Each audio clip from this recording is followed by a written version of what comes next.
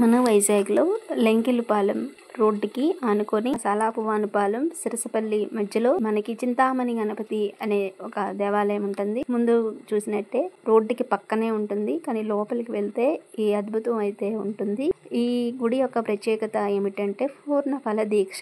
ఒక కొబ్బరి బొండాన్ని మనం ఏదైనా ఒక కోరికను కోరుకొని ఆ కొబ్బరి బొండాన్ని అక్కడ బయటన వేసేసి కొబ్బరి బొండం పట్టుకొని గుడి చుట్టూ కూడా 16 ప్రదక్షిణలు వాళ్ళు ఒక మంత్రం ఇస్తారు. మంత్రం జపిస్తూ 16 ప్రదక్షిణలు చేసి బయటికి వచ్చి బయటను కనిపిస్తున్న స్టాండ్ లో ఈ కొబ్బరి బొండాన్ని కట్టేసి మనం ఆ మంత్రాన్ని 18 రోజులు యథావిధిగా జపం చేయాలి. అలా చేసి 18వ రోజు మళ్ళీ కొబ్బరికాయ కొట్టి స్వామికి నివేదన చేయాలి. గణపతి వనం అనేది ఈ గుడి యొక్క ప్రత్యేకత.